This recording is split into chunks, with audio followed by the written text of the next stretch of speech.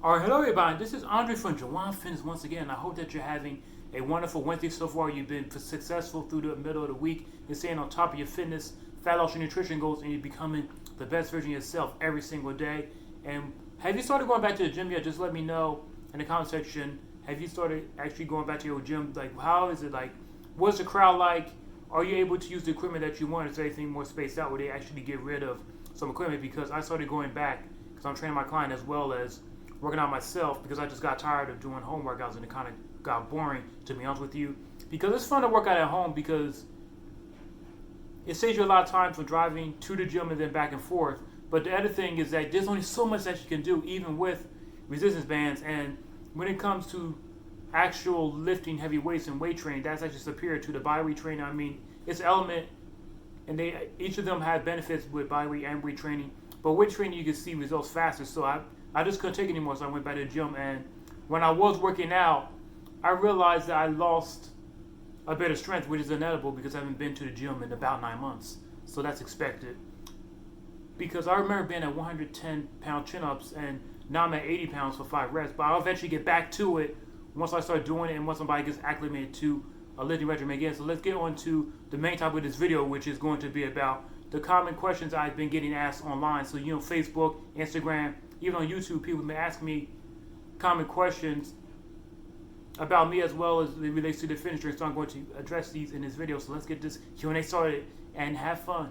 So let's see the first question. So question number one. Question number one is, when did I start working out? Well, to be honest with you, it started way back in high school when I was 15 or 16 years old. I didn't have any idea what I was doing, but we were in gym class and all this stuff, so I would just lift with stronger guys and stuff, so my friends, and I didn't have any idea what I was doing, so I would just, watch them.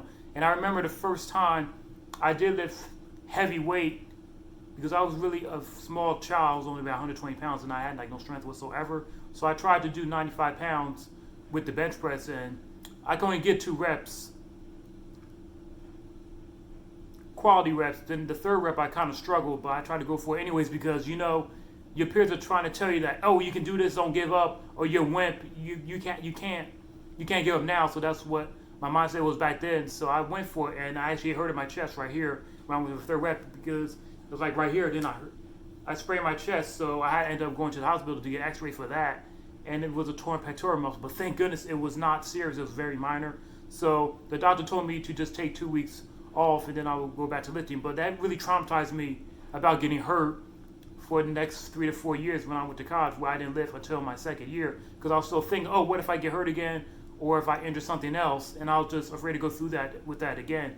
But then eventually I got back into it, and I was doing it for the past 2 or 3 years, like going a month here or there, 2 months here and there, still no well-defined plan. I was just going through the motions or just talking to other people, as well as some of my college buddies that were more serious into lifting than I was, about what tips to do, and they said, oh, just lift big to get big and all that stuff. Nutrition wasn't even thought of in my mind yet. That's completely later, years down the line, where I started taking nutrition seriously. But I started lifting when I was 16 years old, and then I took that 3 or 4 year break because I got injured and I was afraid to hurt myself again. And then in college, it was inconsistent.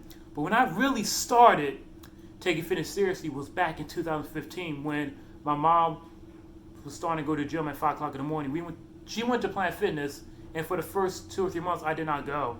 But then she said she wanted somebody to be there with her, and at first I kept, denying it, trying to brush it off like, oh, I'm not going to go, or I'll go next time, blah, blah. But eventually, I decided to go back, and this time, after that first workout, I was just freaking committed, man, that for the rest of my life, I would be lifting for fitness, because I just kind of got triggered, like I just felt so good to start lifting, and I wanted to make this a lifestyle and not want to quit anymore because I wasn't seeing the results I wanted. I wanted to have a particular physique, and I knew that I had to be consistent with it. So I've been lifting for the past 5 years, and I'm never going to stop. I mean, yeah, the more that you're lifting, the more experience that you're going to get, and the less gains you're going to see, muscle gains, because your body's going to adapt. But what you can do is try to maximize your strength as well as squeeze out every single pound of muscle that you can. So that's question number one. And question number two is, how long have you been doing intermittent fasting for, and why did you start doing it in the first place? So this started back in 2016 with intermittent fasting. So I read about it with Kino Body, who constantly was talking about intermittent fasting in his blog back then. And I'm like, Why would I do that? Because I thought breakfast was the most important meal of the day, but that's not necessarily true because we've been taught in the American society that when we have to eat breakfast is the most important meal of the day. It really helps you think. But the benefits of intermittent fasting, once I read about it, like, increased mental cognition, blunted appetite, more energy, focus, and just increasing the growth hormone by at least 2,000% is what really intrigued me for doing it. And I admit, for the first month, it was absolutely terrible because my body was just so used to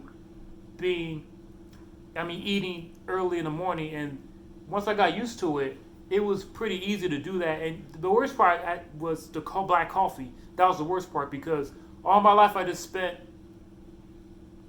all my life when I drank coffee, I would just put 5 or 6 cream and sugars in it. Then sometimes even like 10 sweet and lows just to make it really sweet. So it was more of a dessert than the actual healthy drink. And I'll put a whole bunch of milk. Or when I went to Starbucks with my friends or family, I would just have the frappe, which is like 500 to 1,000 calories.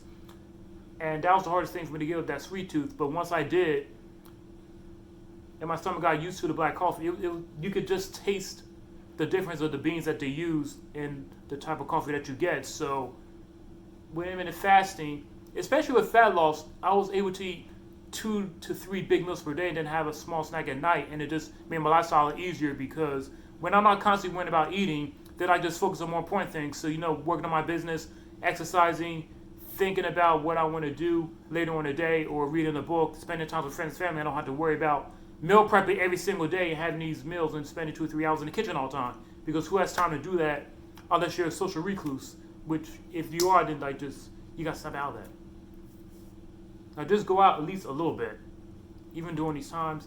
So with intermittent fasting, I don't think I'm going to switch to another diet again. And what I also like about when you do it, the way intermittent fasting works is that as soon as you wake up, you have 16 to 40 ounces of water to really make sure that you're hydrated, and it's really going to help blunt your appetite because you've been sleeping for 6 to 10 hours and you're just go thirsty the first thing when you wake up, because a lot of people think that they're freaking hungry as soon as they rise, but no, you're not. You need some water in your system, and then after you have that water, then you have your first black coffee, Monster Energy, green tea, oolong tea, black tea, whatever have you, your favorite caffeinated drink of choice. Heck, you can even use a pre-workout supplement if you're not a fan of energy drinks or caffeine, and then you wait another hour or so, drink another 16 ounces of water, and then you have a second serving of caffeine, and that's it.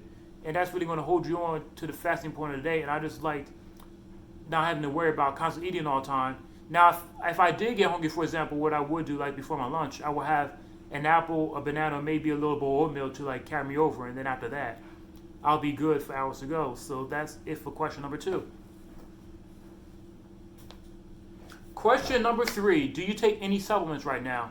So to be honest, I'm only taking creatine at the moment. I had it for the last 6 months. I got a big giant 2.5 pound bag that lasts me for the last 6 months. So what I like about creatine is that it's just so versatile because I typically put it into my protein shakes and just drink it, mix it with water or juice or even milk sometimes. And the creatine really just helps me recover faster, me personally, as well as increase my strength and muscle gains over time. It's just I was not using supplements alone. So I like creatine monohydrate. Is cost effective, and plus you just get so many more servings. And no, you don't have to do creatine loading where they say you have to have 15 or 30 grams for.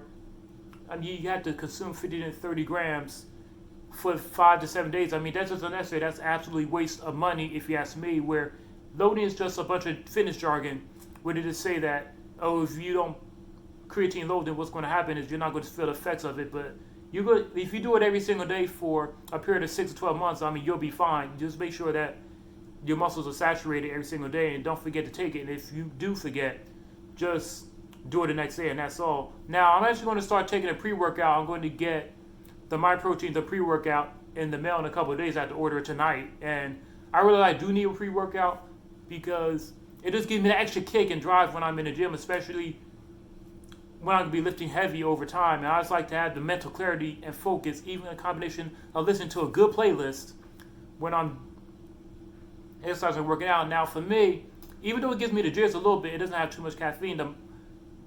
The pre-workout from MyProtein only has 150 grams of 150 milligrams of caffeine, which is not all that bad. And I just feel perfect with that, even though with the tingling fit it goes away in about 10 to 15 minutes. But I just feel like I'm in the zone. I'm just triggered and I could just stay focused on my workout session. Now, will I take any other supplements like, glutamine, L-carnitine? To be honest, I do not know at the moment. I'm just sticking with these two, the pre-workout and the creatine. Now, as I do more research and get more recommendations from guys that are taking these and females, then I may consider doing it if it's really going to help my fitness progress and take it to the next level. But if not, I was going to stick with what I'm doing. Now, for the final question before I get out of here is, how do I maintain my strength with losing fat? Now, when it comes to this, there's a whole bunch of factors, but I'm going to cover a couple. So when you're in a calorie deficit, number one is that you're going to lose muscle mass no matter what you do. If you're natural, if you're on steroids, then of course you'll be able to keep almost all your muscle mass. But if you're a natural lifter like me, and most of us that are listening, if you're a natural lifter like me, and most of you who are watching this video, of course, then when it comes to maintaining your strength, then the main thing you want to focus on is continue lifting heavy. You may have to drop the volume a little bit and do 2 sets instead of 3 sets, but still make sure that you're lifting in the 5 to 8 rep range to make sure that you're maintaining the strength as much muscle as possible. And also, you can actually gain strength for the first 4 to 6 weeks when you're cutting before your body adapts to the routine, as well as being in a calorie deficit for a period of time. And that thing that can really help you maintain your strength is to make sure that you're getting an adequate amount of protein and carbs, because when it comes to protein, that's really going to help against muscle catabolism or muscle loss. And when it comes to the carbs, that's going to give you that energy boost that you need for freaking training to really take your workout to the next level and maximize your performance on top of the pre-workout, of course.